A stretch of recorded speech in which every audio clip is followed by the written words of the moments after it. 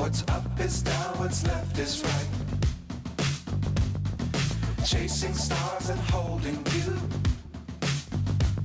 I can't see the end, but we'll see it through.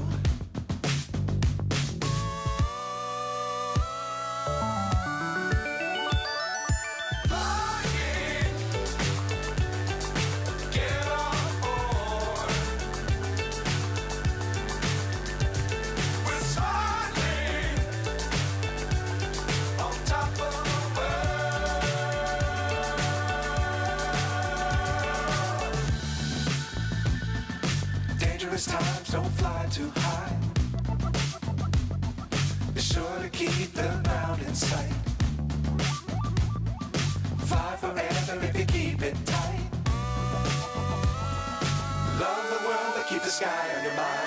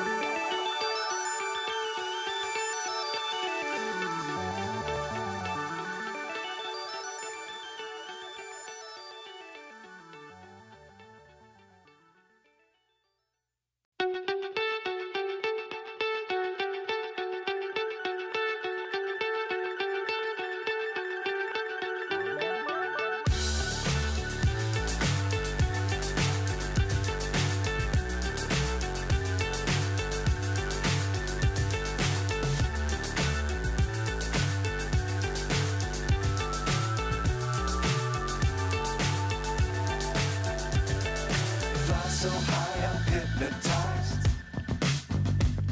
What's up is down, what's left is right. Chasing stars and holding you. I can't see the end, but we'll see it through.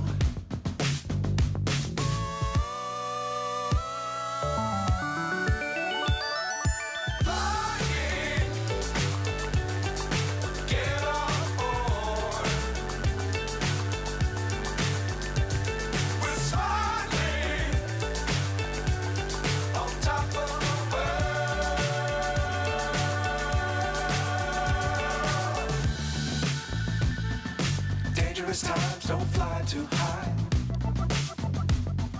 Be sure to keep the ground in sight. Fly forever if you keep it. All right, now we are live. All right, good evening, everybody.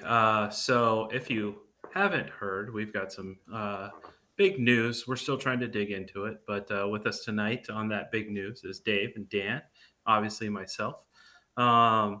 So the news of the day is that the BVLOS NPRM dropped. We were actually expecting it on Friday. It dropped yesterday, and we got our hands on it today. So keep in mind that what we're going to go over is our first pass through of the document. It is 731 pages. We've I think each of us has kind of done some level of scanning through it. And there's some interesting news on it. There is some recreational aspect to it. However, that aspect is, I guess the better word is it makes it hard to get to for a regular user who is not a business trying to operate.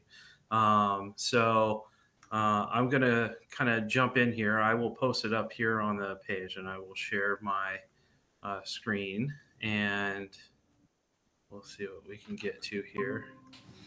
Let me swap my screens around here. So we're sitting on the last page of it. But so if you do want to review this is available on the FAA's FAA.gov, their website. And it did not Dave, have you checked? Has it posted to the Federal Register yet? It is Or not. because I looked this morning when we got this and it was still not there. So this is a draft. So the 60 days has not started yet. Correct. Yeah. So that's great because it gives us time to really digest this and filter that back out to you guys. But going through the first portion, the actual the actual rule doesn't really start until page 600 and something. The first 600 pages are really going through their decision-making process and their rationale for the things they did. And you can kind of see there's a bunch of definitions here for all their acronyms, which is really just acronym soup at this point. And then we get going through a lot of their rationale. And then after that is the proposed rule that they are dropping. And once this does drop, we have 60 days to make comment. So that clock has not. Go ahead. Early October in all likelihood. Yeah. So that clock has not started yet. So like we said, so and there's a lot there to kind of digest. But oh, here we go. Rule starts on page 604. I did write that note down. So yay me. So, Dave, you want to kind of give a brief synopsis of what we're seeing, and then we'll kind of jump into some of the issues. Do you want me to? Sure. Are you comfortable with me dropping pulling up our initial thoughts on it? Absolutely. Okay. And so overall, I got very excited in that there is, and we heard months ago, Rob Robertson on our team heard good input that there was a chapter on recreational. We're very excited about that. Dan and I participated as members of the Beyond Visual Line of Sight Aviation Rulemaking Committee that ended in March 2022. Less than a year from that, the NPRM was supposed to be written. That would be 2023. So it was a while back, but the BVLOS ARC excluded recreational completely. So the benefit is that we had something in here for recreational. That's great. Well, and it is that we can fly BVLOS for 11 and a half miles, 10 nautical miles away. That's good. It has a maximum kinetic energy of 25 foot-pounds. That equates to 37 miles an hour if you're if you're 250 grams, and 18 and a half miles an hour if you're running at 1 kilogram or 2.2 pounds. So sort of slow, but it's not the end of the world if you're flying BVLOS out to 11 and a half miles. That's good. Then the downside was a foreshadowing for the rest of the document. So as you keep reading, you think, oh, great, I can do this I can get a permit, I can do this. Then you realize that there are, and this is going to be certainly one of the comments that we put forward, that a recreational operator is required to submit all of the same data reporting, maintenance logs that an enterprise organization would be responsible for. So a ridiculous level of reporting. In addition, you have to fly a category 3 piece of equipment, and it has to be standard remote ID. So a DIY FPV drone, probably no good, but there then was a paragraph in here that said, well, if you're using a broadcast module, it's like, you just said it had to be standard remote ID. And this goes into the discussions that we've had about, well, you can retrofit, or you can put you can split the rule into operation of the equipment or operation of the flight. But I digress. So when we're looking at recreational, some good news. We'll work on that. There are a couple of other areas. There's one where TSA has not completed commenting, and the FAA has said that they needed to get this document out the door because of the executive order. why they were mandated by Congress to get this document out for 3 years. So, but that was they said they needed to get it out the door, and that's why TSA didn't have their comments in. That's a little thin in as much as this document we know has been finalized for over a year. So pretty puzzling that TSA couldn't get comments in. The TSA comments may be pervasive. They may not be just in the 2 areas of definition that they initially rate. So, and this is all described in the document in the 700 odd pages. In addition, there is a theme here where the FAA looked at things like safety management system and put the onus or responsibility either on the manufacturer or the operator. In the terms of safety management system, on the operator. So SMS, or safety management system, is largely a ton of common sense, but also accompanied for manned aircraft by a ton of documenting. So what are you flying? What's the maintenance? What's your log? What's the maintenance log? Where were you? Where are you going? Do you have authorization? Do you have your licenses? Do you have insurance? Do you have health, etc.? So what the FAA has done in this instance and others is done a lift from manned aircraft, and so running an enterprise organization, and dropped it on everything. So whereas within the Drone Advisory Committee we said year after year, one size does not fit all, there is a recurring theme in this NPRM that one size does fit all, and that's enterprise. And so if you're a drone delivery organization, you're in good shape. But if you're an individual recreational, not so much. So that goes for maintenance as well. That is, let's see, there's also the whole area of UTM. Unmanned traffic management. This is referenced in this document as Part 146. It's probably over 100 pages of documentation. I would summarize it as an exhaustive request for quote. And so NASA has been working on an unmanned traffic management capability. You've heard phrases like ConOps 2, and NASA's been doing this work for over 10 years. ASTM has had a group going on this. Our CTA has had, the last 2 abbreviations are International Standards Organizations. They've been working on UTM work.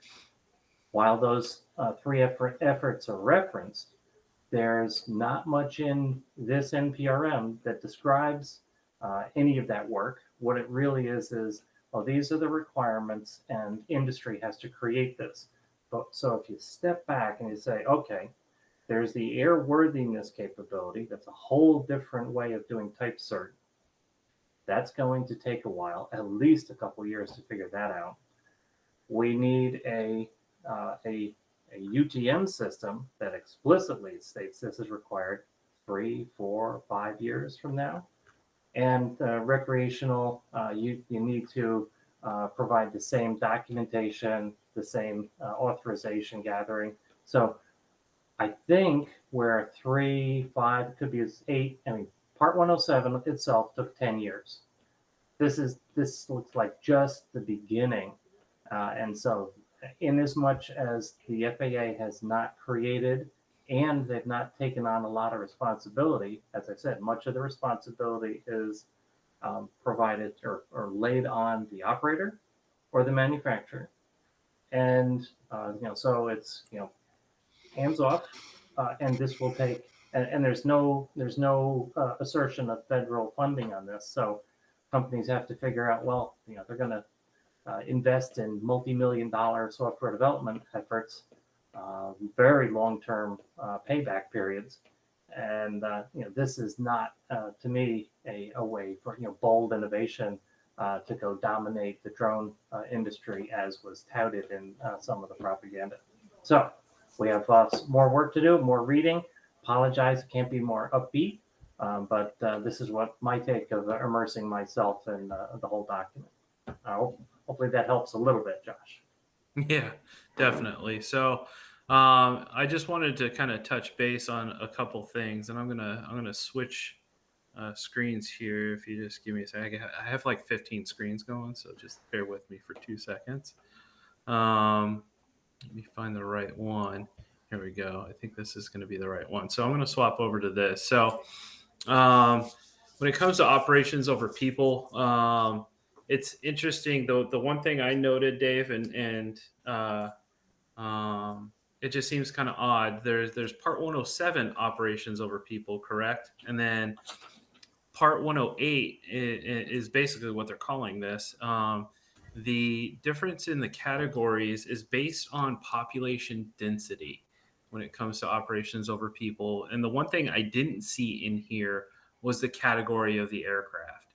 So in terms of like kinetic energy or anything like that. So maybe I missed something, but the interesting thing here is that, and I'll dig down into the recreational portion here in a second, but recreational is restricted to category 3, which you can kind of see here, category 3 and below. So they can operate within, it's basically the best that they can do is they can operate, and it says, unless otherwise authorized by the administrator, no operator may operate an unmanned aircraft under this part over open air assemblies of persons. And then it says the requirements under this section depend on the highest category of population density over which an operation is taking place. Categories 1 through 5 are calculated using the appropriate day or night data from Oak Ridge National Laboratory's Landscan USA. And this is free. I got onto Landscan earlier today. And the population distribution data as of August 1st of each year determined as follows. So category 3 is within 1 statute mile of a cell of 25 people or higher and not within category 4 or 5 areas. So I'm going to pull up real quick. I'm going to pull up Landscan here. Sounds like the Royal Hand Grenade. All the rules. For those of us who are Monty Python fans. So one thing just to keep in mind as we're looking at this, that they do propose to, or they're saying that all the regulations for Part 107, none of those apply to BVLOS at all. Like, it's totally separate things. And they're going to add something to Part 107 that says this does not influence beyond visual line of sight at all. So supposedly this Part 108 is going to have all the regulations necessary for flying BVLOS. So they said. So, and I think they took a page from DJI's naming convention. And like, let's name it, Goggle 2, and then we can have Goggle 2, and then we can have, Goggle 2A and V1, and so it's with a cat. Josh, I think you hit it on the head. Is that there's category 1, 2, 3, 4, 5, and ops over people. There's category 1, 2, 3, 4. I believe that, and they did mention 25 foot-pounds of kinetic energy in this document. Okay, I so did miss that's how we back calculated the velocity. K, every good engineer knows that K equals 1/2 mv squared. So we figured that out, right? Sure. So it's like I said, it's slow, but it also appears that shrouded props are a thing, and it was explicit in here that it had to be standard remote ID. But as I then said, it then gave some slippery words about it's possible that a broadcast module might be okay. Yeah. So as we all know, talking about population, I pulled up here Oak Ridge National Laboratory's Landscan. And you can see on the side here, it has population estimates. So when you're digging down into here, and we all know I like to use my hometown of Phoenix as an example. So you can kind of see there's certain areas. Obviously, there's an airport. Oh, that's Luke Air Force Base, so we don't want to fly around there. So let's dig into Central Phoenix. So you can kind of see when we're talking about population densities, recreational flight can only operate within the light yellow or medium yellow areas. It's really funny on the top left corner of your picture there. There's like a couple of blocks right to the just under the search location to the top left, where it says park side. It looks like that'd be a very heavily dense area, but there's a spot there you could fly. Not or it's just missing data, right? So, but like, why is there less people there than there is over the like water areas where they've got houses around them? but Right. weird. So it's just interesting. And my note that I wrote down was this almost excludes a lot of areas. So here's a part like Camelback Ranch, Glendale. So I don't even know what this is off the top of my head. So you'll have to excuse me. But it looks like it might be a park. We could maybe fly there, but it's kind of cresting on the 26 to 50 areas in my book. So it makes it kind of difficult to say, hey, there's a park, I can fly there. Well, actually, I can fly BVLOS there, I should say.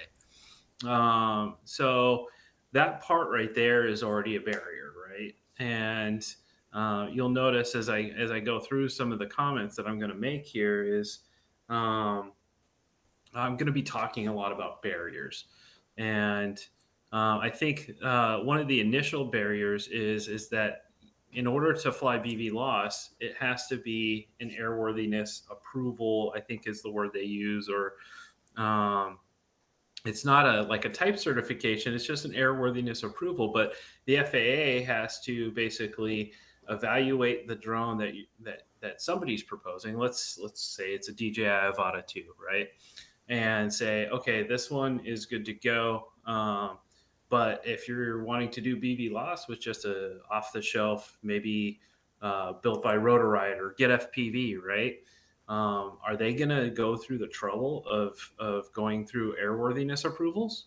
Yeah, and it looks like there's That's a question. an MOC, a means of compliance. Mm-hmm. So the FAA has to approve a means of compliance. So if you've been following Amazon Air, or their drone company, they've been having enormous difficulties. And this is not the fault of Amazon. This is the difficulty of getting a type cert approval from the FAA on this type of delivery drone. Google decided to go to Australia and fly 440,000 operations instead of fighting the FAA. They've now got their approval. So the FAA said, this type cert may be a bad approach. So now it's a different airworthiness approach. And that's what Josh is talking about. And so a means of compliance needs to be developed. Many of them could be developed, and the FAA would approve them. How long do we think it would take for a means of compliance like this to be developed? The remote ID means of compliance that the ASTM created took 6 years. And the working group is 138 really bright engineers. Well, I'm part of it, so I bring the average down. I doubt that, but all right. So, and here's another one. So, and Dave touched on this already. Operational status broadcast. So, unless otherwise authorized by the administrator, no operator may operate an unmanned aircraft under this part unless all the following requirements are met. So, the first one you can see: standard remote identification. The unmanned aircraft must meet the requirements for standard remote identification unmanned aircraft under Part 89 of this chapter. So again, this is a barrier for the DIYer. Now, So on the good news, is the FAA was explicit that they are not putting into this rule anything with respect to network remote ID. That's a big deal. Network remote ID was mandated 5 times in the 2024 FAA Reauthorization Act by Congress, telling FAA, do network remote ID. This document says we're not at a place where we can get there yet. We're delighted about that. That will absolutely be one of our comments that says thank you, and reaffirming that, reinforcing that how important that is to recreational. Yeah. All right. So, and then the other opportunity here, well, going back to standard remote identification, unless we have DIY aircraft that come incumbent with standard remote ID, that is going to be the barrier there. Additionally, if you're flying a drone, and this is probably a small update for companies like DJI, of which they want to ban. There's going to be additional message elements that weren't included in the original RID requirements. So there needs to be a status indicator or a message basically saying whether it's being operated beyond visual line of sight or not, and a status that indicates the unmanned aircraft is being operated without a flight coordinator. So that would be autonomous flights. And then this was already included in the original. It's the takeoff location of the unmanned aircraft. That's already a part of standard remote ID. What's that? And the good news is the FAA has gone on the record that any remote ID broadcast module or standard remote ID that has gained compliance approval with the existing means of compliance that's out there today, it will be compliant until some future date, but it's grandfathered in effectively. So that aircraft can continue to operate in compliance because it references a current MOC. When this work all changes, that we're in ASTM, we're working on another rev of remote ID. I imagine they'll dovetail with BVLOS requirements. That's years away. 3-5 years in that magnitude. Yeah. So It's so funny to Go me ahead, when Dave. I look at these like remote ID stuff, because it just really highlights to me how useless it is, because in one case it has to broadcast this information, in another case it has to broadcast this information, but if you're doing this, then you don't have to have your pilot location.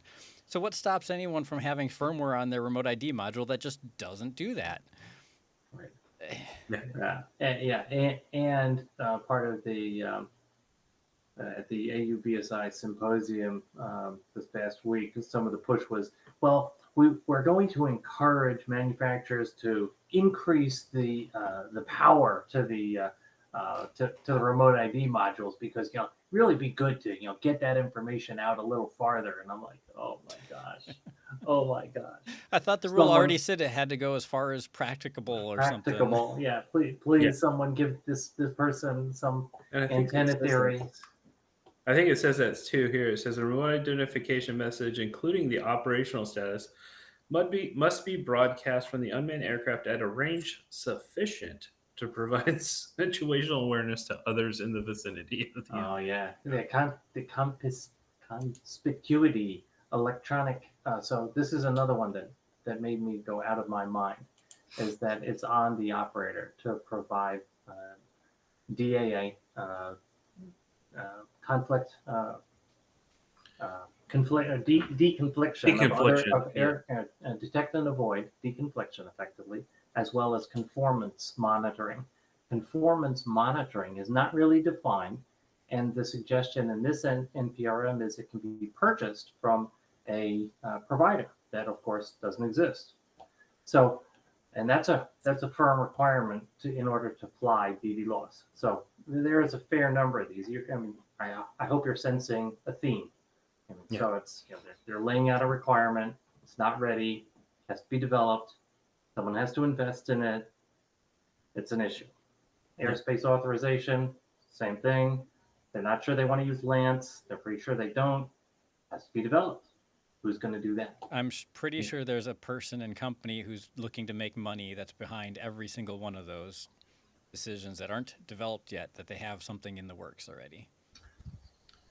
So the other fun part here is the operations personnel that, let's say a small company, let's say I'm a small company, I operate an agricultural spraying business, right? I do seeding, spraying, fertilizing, whatever, right? So these are all the personnel that I would need in order to conduct those operations beyond visual line of sight. Yes, So- and the ag spraying falls under the certificate, not the permit. So you just You can do both. You can do both. You just raise the bar of the Mhm. testing, the staffing, and the requirements. Surveying, aerial surveying is another one of the certificated BVLOS. Yeah. And if you think about it, does that make sense? Why did they do this? Well, sure, it makes sense, because surveying is definitely overpopulated areas. Yeah. So you have to have an operations supervisor, flight coordinator, unmanned aircraft maintenance or alterations, ground handling, loading and unloading, service or upkeep of systems, including associated elements, establishing flight paths emergency procedures and operational parameters. And it says no operator may allow a person to perform multiple roles concurrently if doing so would affect the safety of the operation. So, except if it's recreational. And Right. for recreational, with one person, all of those responsibilities that Josh just enumerated are the responsibility of the recreational operator. right. You skipped the part where it said those are all the people that are listed in the company's operational manual. So you also have to have one Yes. of those. Yes. Absolutely. Yeah, and again, All right. wow, it sounds like manned aircraft. Yeah. What a shock. So here's the other one. This is security threat assessment for certain personnel. And I did not see this carved out of the recreational one, which was a little bit interesting. Means that you have to have a TSA audit done on the individual. Yes. If you want to fly BVLOS recreationally, you have to be okay with a TSA audit of yourself. Yeah. So you basically have to get a threat assessment, a security threat assessment done by the TSA, and they have to deem you worthy of being able to fly BVLOS. So that was super fun. Let's see. Okay, Wonder how long that'll take to get done for everybody. Right.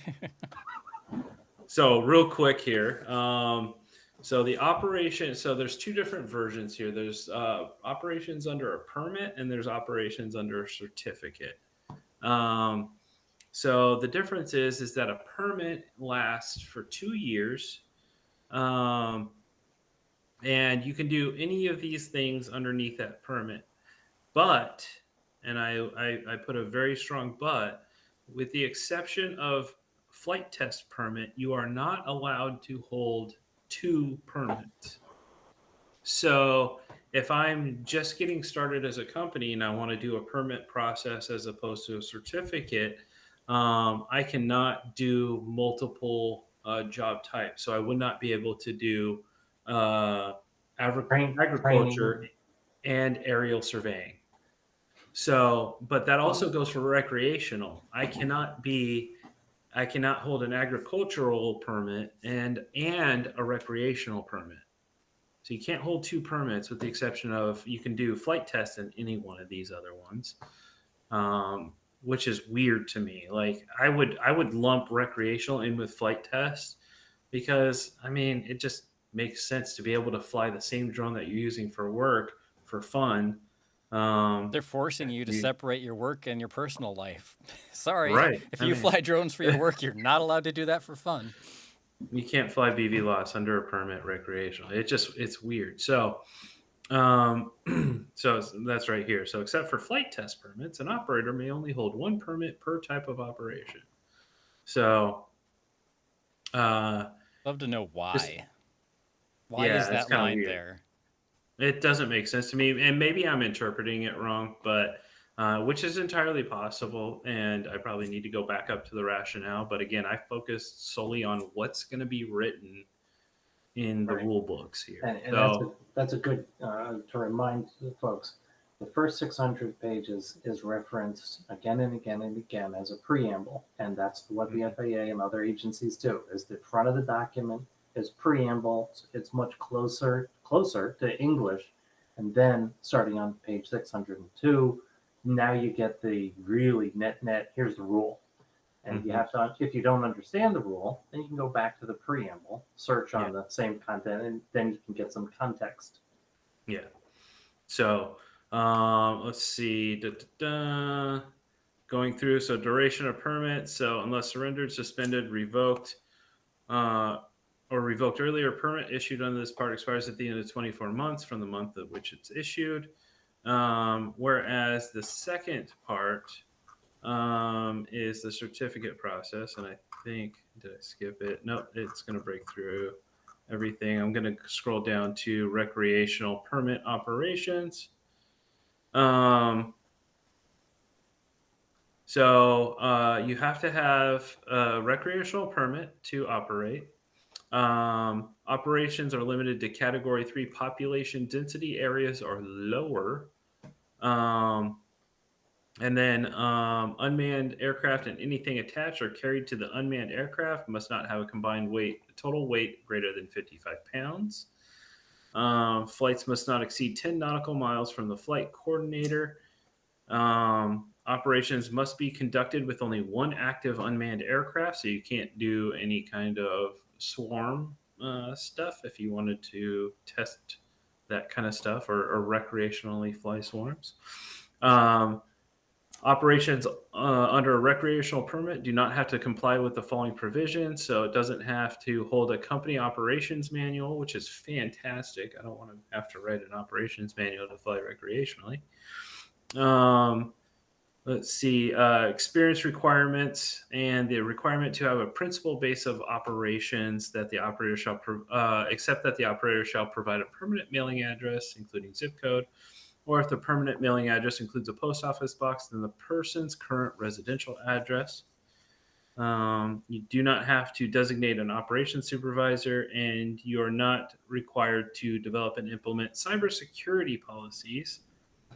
And you don't have to restrict yourself on duty and rest. So one of the things that they do is similar to truck drivers. You can only fly for you can only be on the job for 14 hours. You're required to have 10 hours of rest before your next shift. And you cannot fly, if you're a go-getter, you cannot do more than 50 hours in a week. So if you're that go-getter that likes to work a little overtime, you're limited to 50 hours. It cracks me up. Let's see. And then operations under a certificate. That is only applicable to package delivery, agriculture, aerial surveying, and civic interest. So there is no none of the other certificates. So there's no flight test flight. There's no recreational. I think there's a couple other ones missing out of here. So those are gone. But a certificate is permanent unless you surrender it or it gets revoked. So that is the big difference. So a company would only have to go through that process theoretically once, but at the same time, while updating the FAA on all the other things that they have to do. So it could be if they make a major modification, you have to let them know, and then it has to go through certification again, and like all kinds of other stuff. So you can kind of see where the barriers start to. It's just they're going up everywhere. So in the YouTube chat, Morton's asking, so when does the clock start? Is that 50 hours of armed time, or does it include transportation to and from the field? Is it? I believe it's on the job time. So if you're on the clock, then you're gathering your equipment. That starts your countdown, right? You're driving to the job. That's on your clock, right? So it's basically a duty to rest. And I think they're doing it for the sake of being situationally aware when you're out flying BVLOS, if that makes sense. Sounds like another thing they stole from manned aviation from trying to give pilots a break. 100%. So, and I can get it in some regards, but in others, it just like I can get maybe 14 hours in one day, but you work, three, just ballparking at three 14-hour shifts, and then you're done for the week. You can't work anymore. Right. So just seems kind of weird. Let's see. I got another comment here. Duration. Yep. Unless suspended or revoked, an operating certificate under this part is effective until the operator surrenders it to the FAA or the operator fails to meet the requirements. So I'm just going through my couple of notes here. I don't know if there's any more. I had two positive aspects.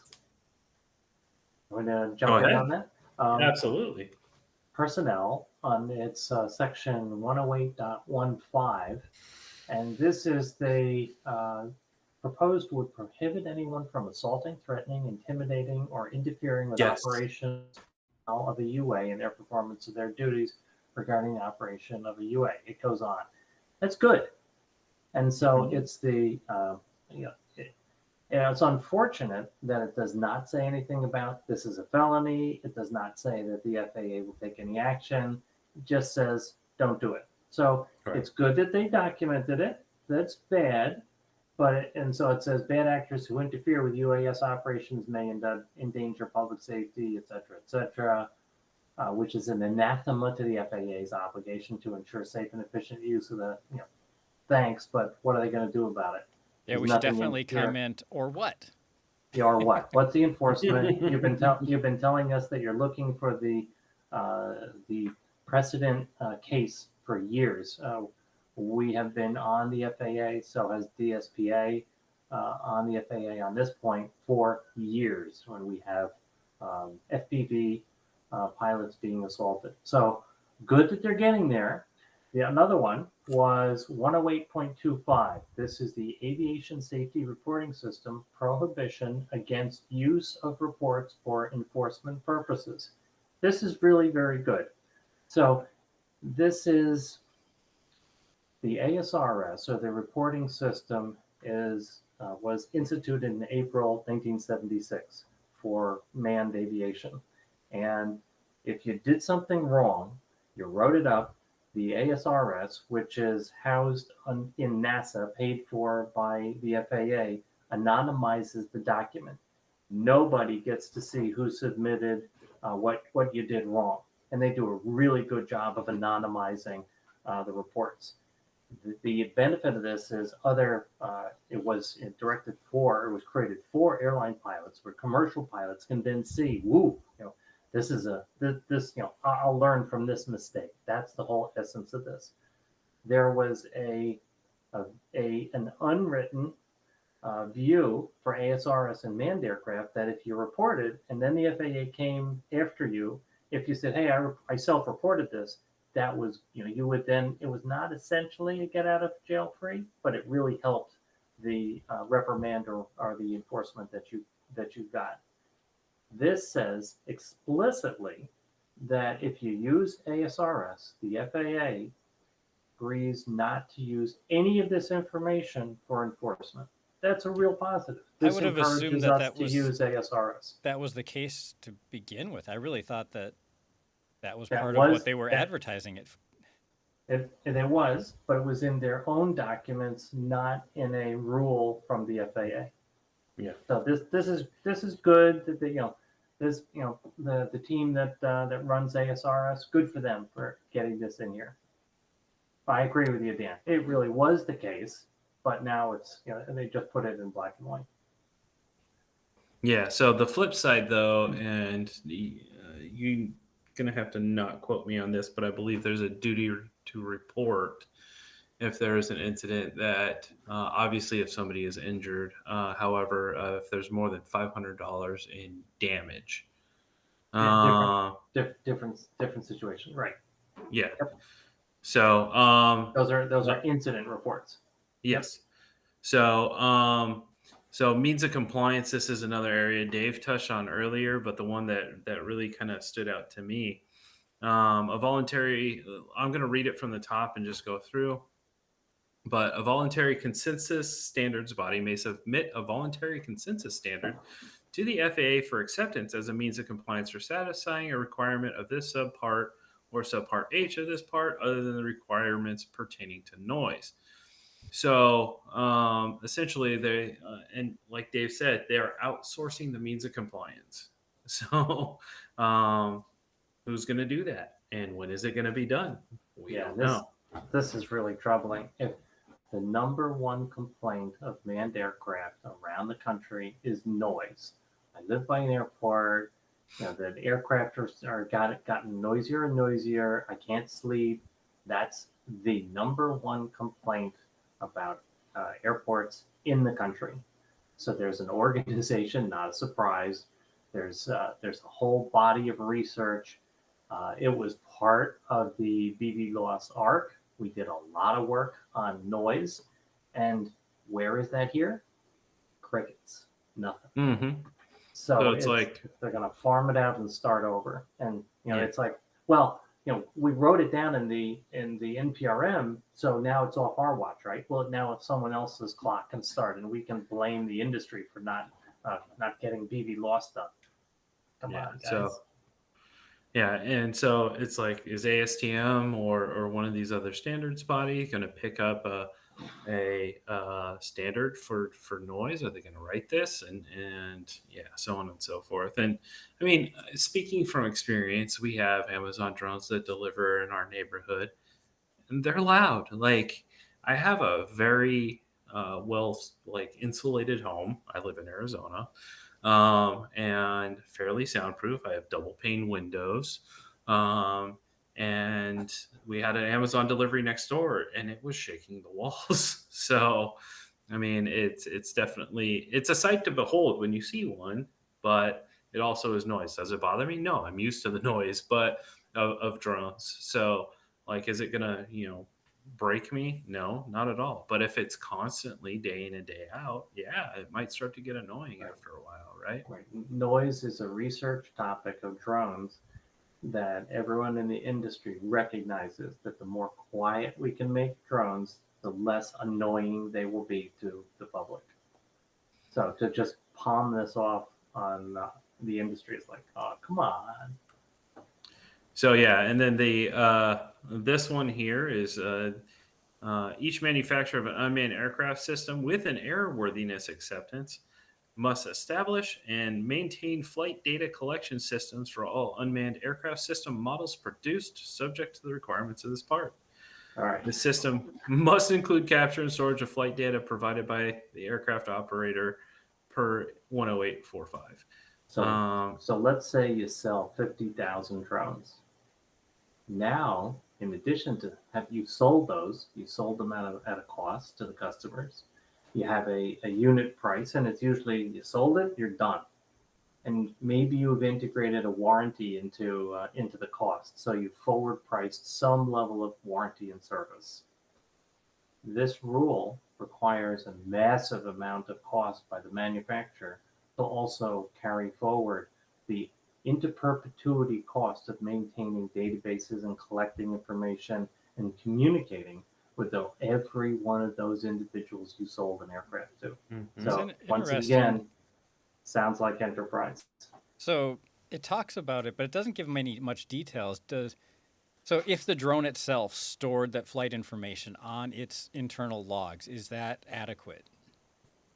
They do No, talk about because so two things. So you have uh, if the drone itself stored it on its internal logs, yes, but you also have to retain, and it states here, you have to retain that flight data for 2 years. right, So it and just so says there's that you could rotate the log on that drone after 2 years. but you have to send If it the up to drone the will man. hold it. Yeah, so there's flight data, and then there's also maintenance data. So Mhm. the flight data has to be sent up to the To the manufacturer. manufacturer. Yep. Right. It doesn't necessarily say that though.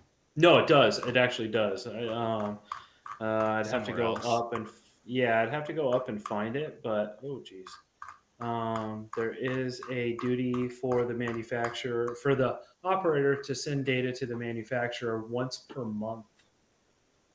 I Yikes. believe. Yeah. So It's section it's 108.45, and the thank report. you. I think it's 108.45A2, Alpha 2. Give me 1 second. I'm almost there. And so we've learned that we got a PDF on this morning. When the Federal Register comes out, the document will be different, and all the page numbers will be different because it will be a two-column document. So we've learned to reference the section numbers, which of course, will not change as the Yeah. FAA reformats this thing. So, operator reporting requirements. So, flight data, the operator must maintain flight data collection system that collects data related to the usage and reliability of the unmanned aircraft. And the operator must report to FAA aggregate flight data consisting of the total number of flight hours operated for each unmanned aircraft, including the make, model, series, and registration number used in the operations under this part in a form and manner acceptable by the administrator. And the operator must share or allow the aircraft manufacturer to collect data related to the unmanned aircraft reliability for each aircraft operated by the operator. And that needs to include make, model, series, and serial number, flight duration, altitude, speed, location, and any incidents or anomalies. encountered during flight operations. So if they were worried about DJI getting more information about flights in the United States and banning them, now they're requiring them to collect that information. I did see that irony. So why do you think they want to ban DJI? Well, they want you to send all this data, but they sure as hell don't want China to have it. So And there you go. Yeah, it's going to go under. This is a big cost burden. I mean, keeping customer data and keeping track, it gets expensive. I've been there. I wonder if they'll let you like mail in a CD with your logs on it. Right? I know. Well, they did it. They did it for this could be over the air and it could be automated. And they're like, yeah, come on. It's a cost for the manufacturer. You got to set this up. You got to build the system. Then you got to house it, protect the data, etc. And then give somebody access to it somehow? Is it like if you get a warrant for the information, or if the FAA just asks you for it, or If the FAA asks for it, the you FAA have to provide it. Yeah, the FAA can ask at any time. Yeah. So this was a fun one. So if you're producing an unmanned aircraft, the unmanned aircraft, each manufacturer must inspect and test each unmanned aircraft system under manufacturer established and documented production procedures to demonstrate that A, the unmanned aircraft system has no hazardous operating characteristics or design features. like spinning propellers? Exactly. I said props alone can be hazardous if not handled properly. Batteries can be hazardous if not handled properly. Like, it's just, oh gosh. So there was a section in here that had some good common sense that said you must on a monthly basis provide to the FAA what maintenance you've done to your aircraft and in a log. But they do recognize that removing a battery is not maintenance, and you don't have to report that. Then they said, well, if you have procedure manuals that say you disassemble the drone in some manner, as long as there's a process document that backs it up, then you don't have to report that. So if you take your props off when you go home, then you're okay as long Only as if it's part of toolless. No, toolless. Has to be toolless. if it's Yeah, in no your tools. manual that says you But you if can do that. If it's in the manual, I think even if even if they use a tool, if it's in the document, you're okay. I love the word toolless. I'm like, Yes, toolless. Yeah, it was a lot of props require a prop nut. toothless. Tools. No, I know. Well, it depends how Or a strong your screwdriver. fingers are. That's right. Right, I there you didn't go. need a tool. So if you This one, just make up something, is that a tool? What, like, if you just grab a couple pieces of plastic and add them to your fingers, is that considered a tool? a stick is a tool, Dan. So, and guys, I realistically, I'm just kind of picking at this. Really, you know me, I'm the guy that picks things apart, and Yeah. So if you want wants to rant about them, if you want to dig into two areas that really concern me, it's 108.180 and 108.180A, deconfliction services and conformance monitoring. And so, give me those numbers again. 108. 108.180. 180. And so it should come up with the deconfliction services. So this is just dumped on the operator. You have to figure out how to handle deconfliction. Now, this is really annoying to me. We had raging arguments in 2021 in the BVLOS ARC about what capabilities were possible, and we needed the FAA to take some lead on this. What's acceptable? Well, they didn't advance the story much, other than saying we're just going to dump it on you, the operator. You have to figure it out, and it has to be acceptable. Well, what's acceptable? You don't know. Then 108.180A, conformance monitoring. This one is really troubling, in that this is a they explicitly state that this is a service we will have to purchase, and they'll provide conformance monitoring. And like, okay, so they give a somewhat of a description of what conformance monitoring is, but it's very disturbing that there's no name. That just, you're going to have to buy this from the outside. It's like, really? So, So I've got it here. It's 190. Sorry. Yes. Use of My strategic. apologies. That's okay. So it says, unless otherwise authorized by the administrator, the following operations must be conducted with strategic deconfliction: operations in controlled airspace, operations in a category 3 or higher. So that would be in that recreational zone, right? Pursuant to 108, 185, unless otherwise authorized by the administrator, operations in controlled airspace pursuant to 108, 180 must be conducted with conformance monitoring. And it says C, a strategic deconfliction capability must meet the following requirements: perform strategic conflict detection and resolution prior to takeoff and in relation to other unmanned aircraft operations that are discoverable at that time, and maintain target average conformance to all activated operational intents. A conformance monitoring capability must meet the following requirements: provide immediate alerts to operations personnel when the unmanned aircraft exits its operational intent consistent with criteria or parameters established prior to takeoff, and communicate information to other airspace users and the FAA about the alert in paragraph D1 of this section via means acceptable to the administrator. Unless otherwise authorized by the administrator, the requirements of paragraph AB must be achieved through operational use of an authorized service provider by an appropriately certified automated data service provider under Part 106 or Part Now they- 146. Sorry. Not 146 UTM. Yep. So they don't talk about it. But in what Josh just read, you need to file a flight plan in order for a conformance monitoring system to be able to determine whether you have veered off your flight path. How do they know unless you filed a flight plan? So it's like, really? A flight plan? So yeah, this is going to take a couple, we're going to have to dig into this further. We do have 60 days to report. It's not the Sunshine and Roses case that you heard on the news today, or if you read any highlights from the AUVSI forum, either from their CEO or some of their buddies who are on their board or presented to the Congress. This is not as sweet and clean, and this is going to take years for this to go into effect. And I would love to be wrong. I would love to be proven just completely dead wrong. And it looks like it doesn't give recreation's mentioned a bunch, but it basically makes it so difficult to conform that it doesn't give recreation anything useful. 100%.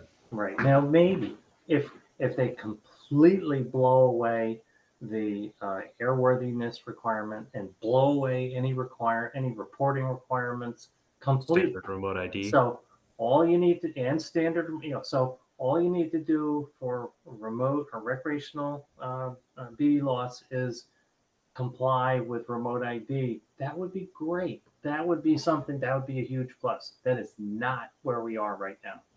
Not in this NPRM. So yeah, just I'm gonna go back to flying one of these. There you go. And so our game plan from here, we will continue to work on this. We will publish a set of our comments as quickly as we can. We have 60 days to take this back to the FAA. We will encourage everyone we can talk to please also send comments. Once again, copy and paste is not a good plan with an NPRM. It doesn't work. They just simply count every copy as a null, and you only get counted once. So we need folks to read what we've written and write it in your own words. And of course, as always, we ask you to be professional and productive with any comments to the FAA. Being profane does not help anybody. Related to what you just said, Morton's asking if there's anything we can do to help. So what can the people listening to this do? Like, obviously, they can look at the NPRM. They can make their own comments. Should they send us, let us know what they find? Pick a section that you think you know about. You're like, I know about this stuff. And there's certainly the areas that, that I'm not well versed in. Pick a section and dig into it. And if there, if you think, wow, this is really stupid, let us know. In the you can send me an email at dmessina@fpvfc.org. And I would love to, or if you can't remember that, go to contact us on our fpvfc.org Yeah. website, and we'll get it.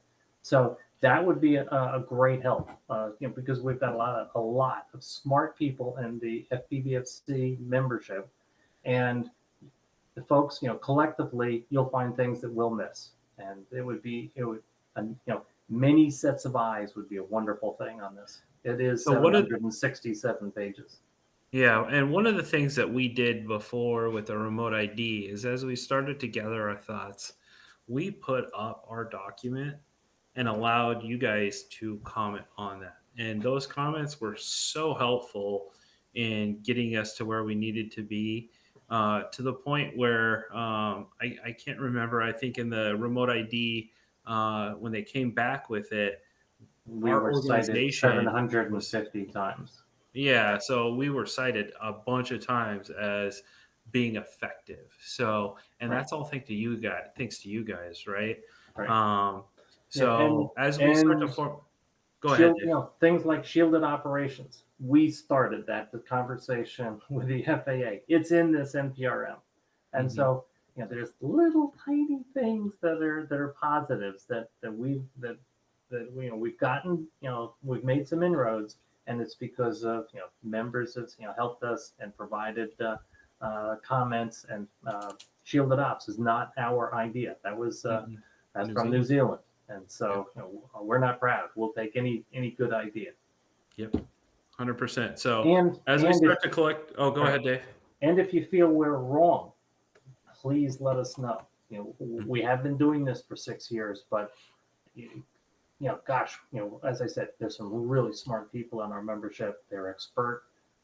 Tell us, where you think we're wrong. We would honestly love to hear it. Absolutely. And guys, we're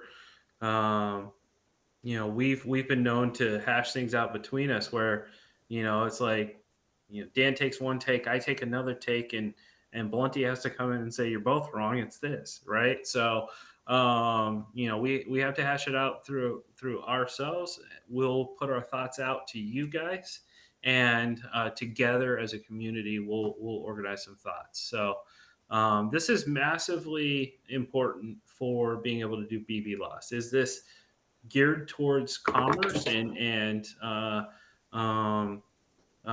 people doing business? Is this a commercial thing? 100% it is. But we want to make sure that we're getting the same bite of the apple, if that makes Yeah, sense. we So, want to remind the FAA that recreational is still a larger cohort than all commercial drone operators, one. And two, it's the source of people resource for their future jobs. So start thinking about recreational now. That's the message in all of our communications. so guys, let me blow this up so it's a little bit bigger. So, if you go to our website here, you click contact us. This will get you a form. Just honestly, just send it to general inquiries, and we will get that email and just tell us what's going on. I don't think there's a limit on what you can type I'm sure here. there's some limit, but Yeah, but post up what your thought is on a certain section, right? Or post up what you think we might be doing right or might be doing wrong.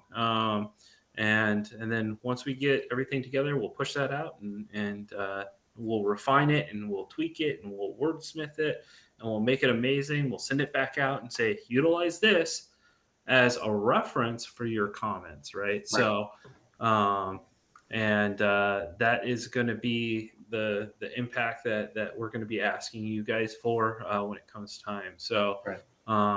just So start our reading. objective will be to get the draft of those comments out quickly.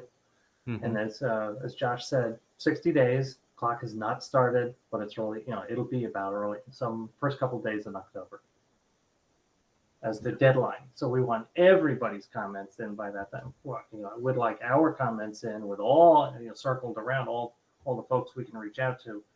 Probably 2 weeks prior would be give ourselves a little buffer. Absolutely. Cool. All right, guys, we've gone over, but obviously hugely important topic. So we're going to dig in. We're going to get rolling on this. We're already rolling on it, but we're going to dig in a little bit more and see what we can get back out to you guys.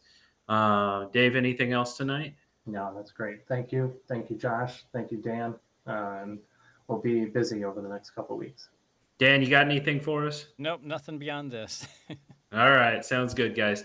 So thanks for attending, thanks for watching, and we'll keep going. And thank you so much for all you guys do, and thank you ahead of time for all the things you're going to do to help us out. And catch you again in a couple weeks. Yes. Absolutely. Take it easy, guys. Take care.